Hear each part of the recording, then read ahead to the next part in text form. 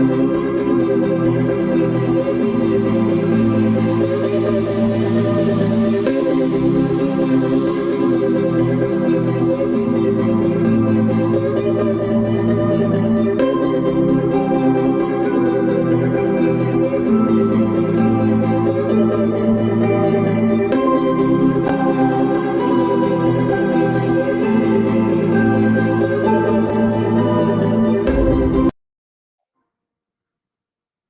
evening, good evening, good evening, my YouTube family.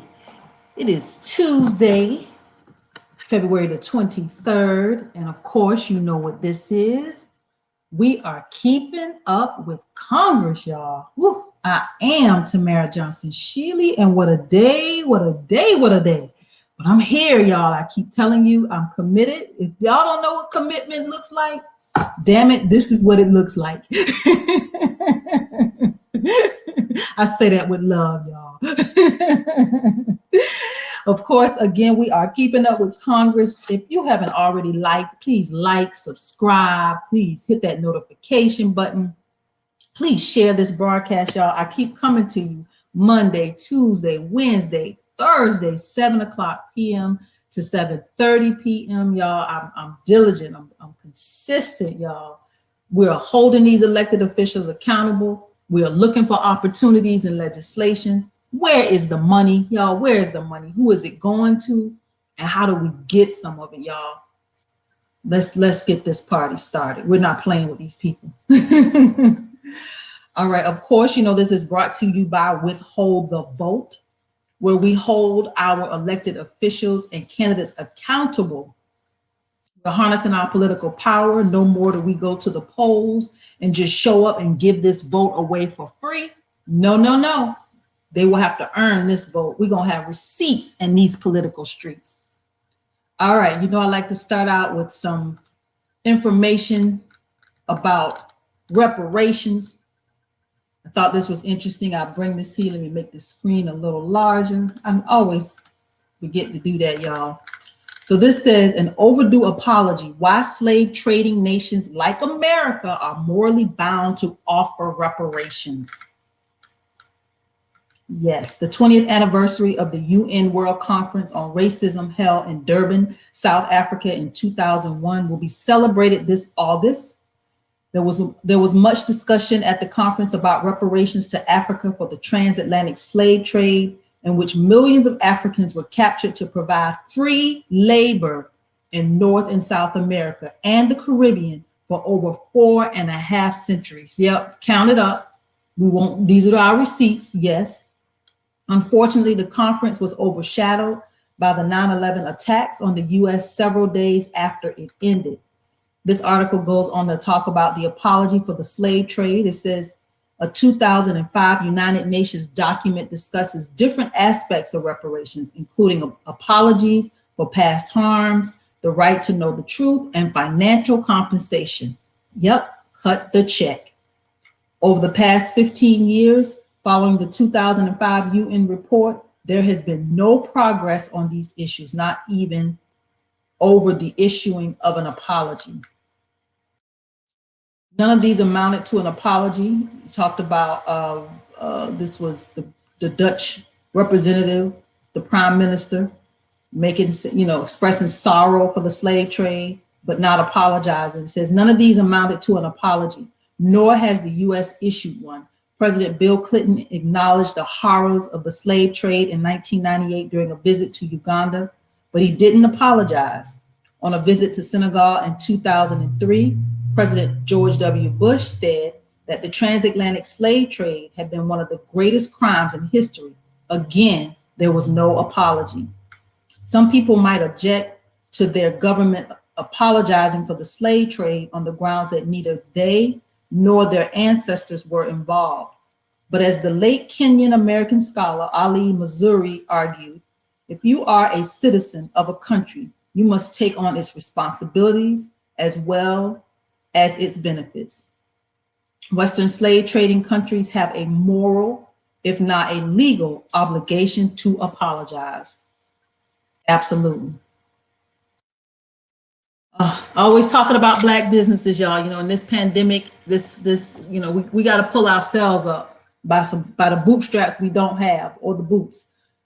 But we got to keep trying. We keep pressing on. That's just who we are as a people. So here's an article that I found: Black businesses support raising the minimum wage. Why doesn't the rest of corporate America? It was talking about how we support it. It says, and I thought it was some interesting information here.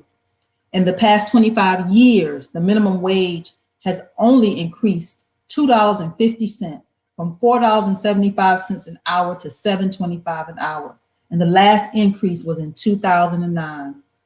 Employees make up 31%, Black employees make up 31% of the workforce that would most benefit from an increased minimum wage. We can't even get a minimum wage increase in this country, y'all.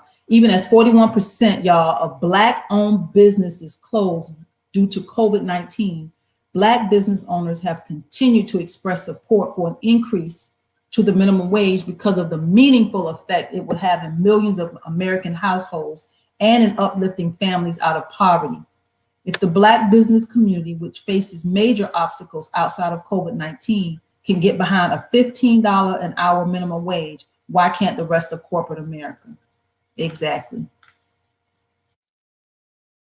Colleges. Okay, this was an article. College to house new center that trains Black entrepreneurs. Y'all, I thought this was some great information. A new center for training Black entrepreneurs will be opening in Atlanta as part of a collaboration announced Monday between Spelman College, Morehouse College, and an advocacy organization made up of business leaders.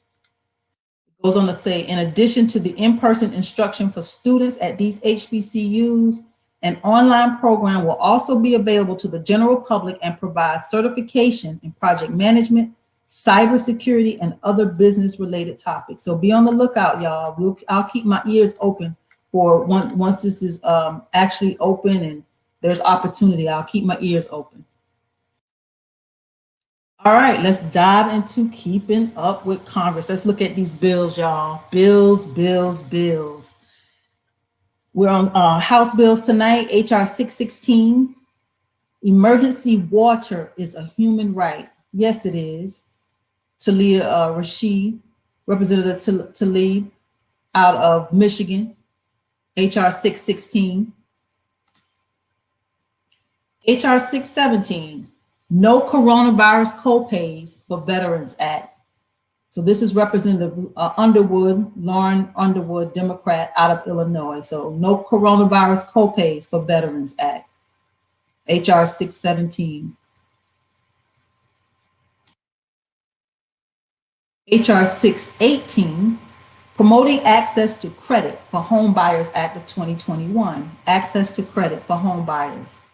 Representative Juan Vargas, Democrat out of California.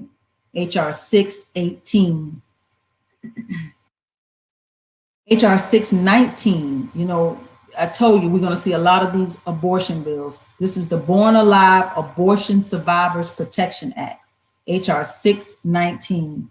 We see a lot of abortion bills, veterans, immigration, national security now with this insurgent on the Capitol, a lot of terrorism kind of bills. We've seen a lot of gun legislation and then streamlining of these processes over in Congress, y'all. So abortion is probably number one. HR 619, Born Alive Survivors Protection Act. HR 620, Dignity for Aborted Children Act. Dignity, let me grab my tea, y'all. The weather's changing, I can feel it. HR 620, Dignity for Aborted Children Act. There go another abortion bill. Representative Walorski, Jackie Walorski, Republican out of Indiana.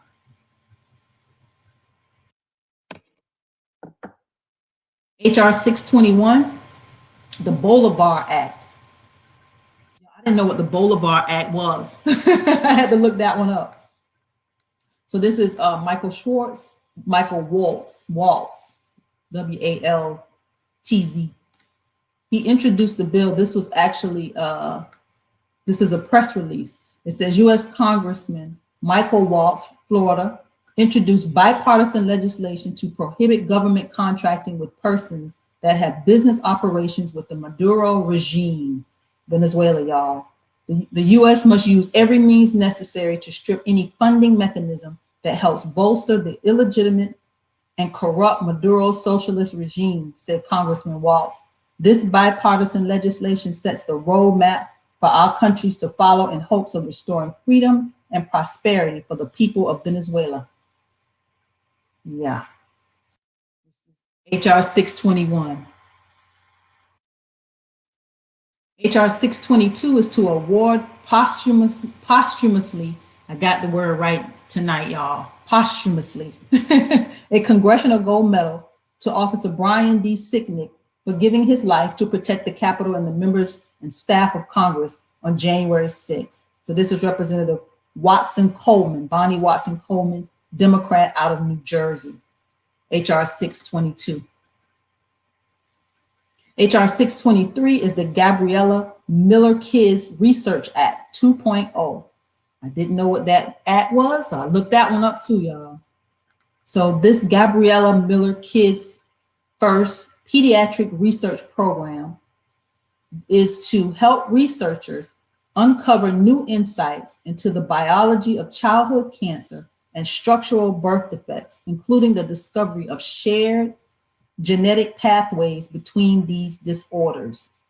So who is this again? This is Representative Wexton, Jennifer Wexton, Democrat out of Virginia, HR 623.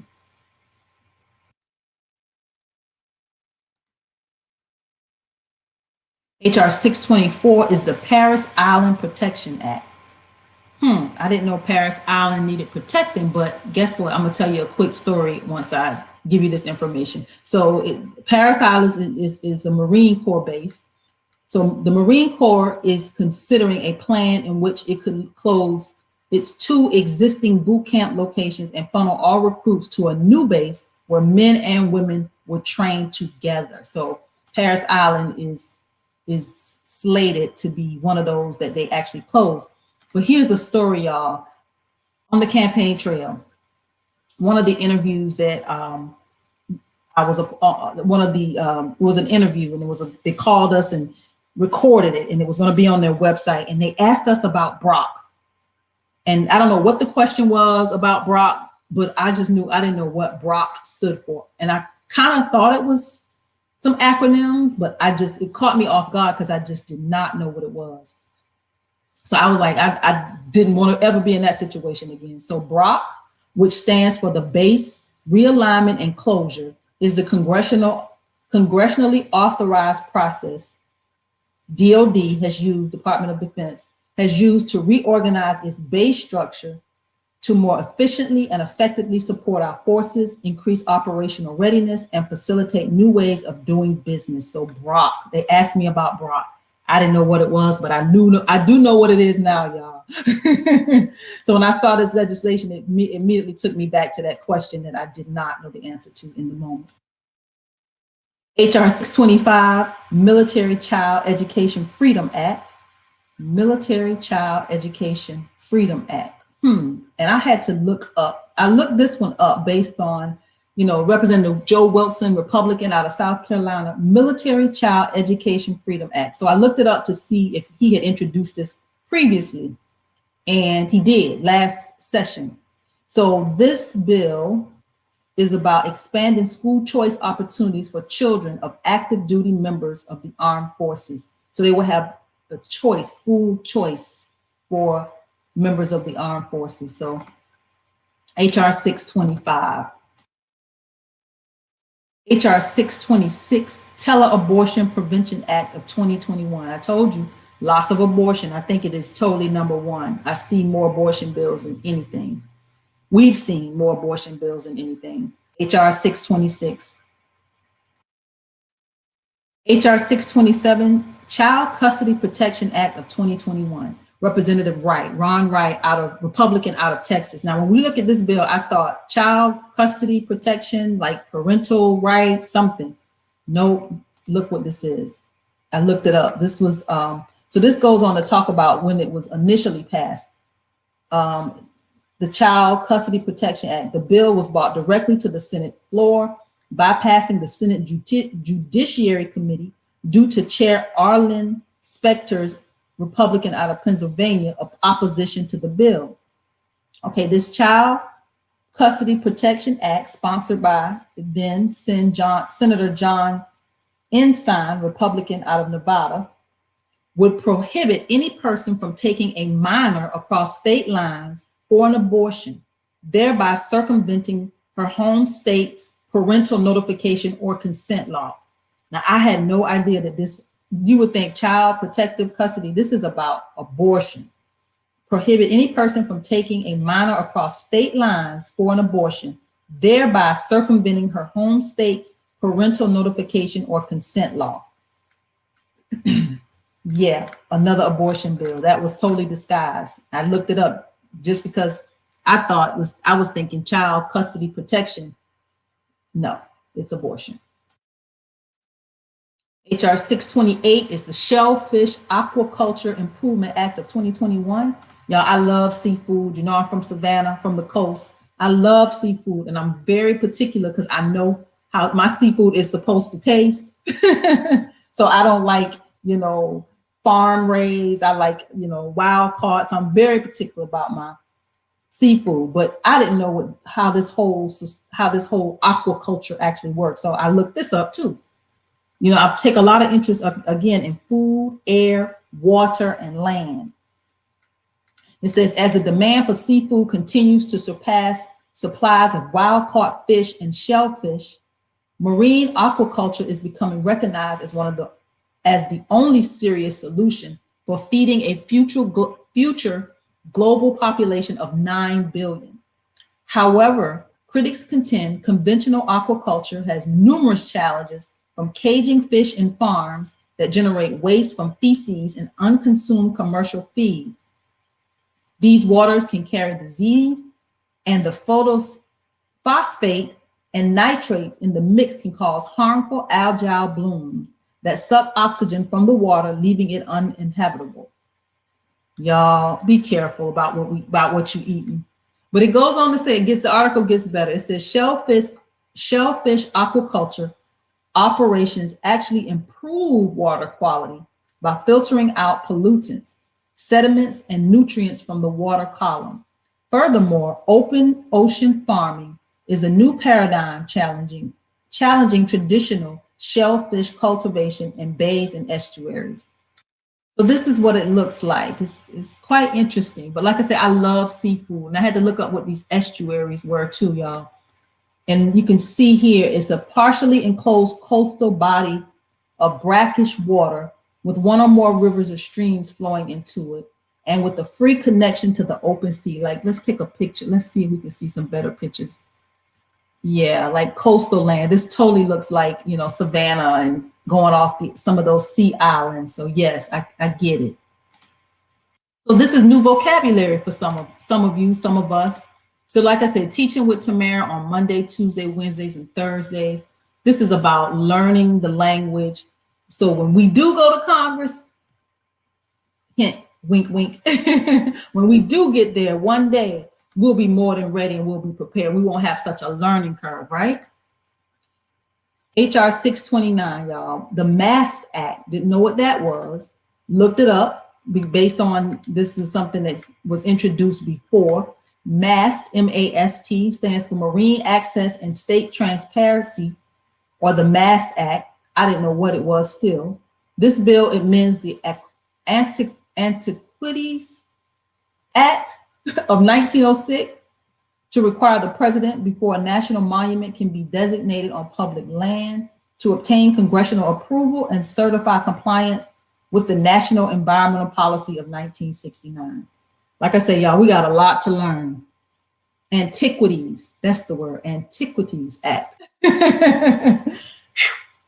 We're gonna get there, y'all. And that's HR 629. HR 630, the Polar Bear Conservation and Fairness Act.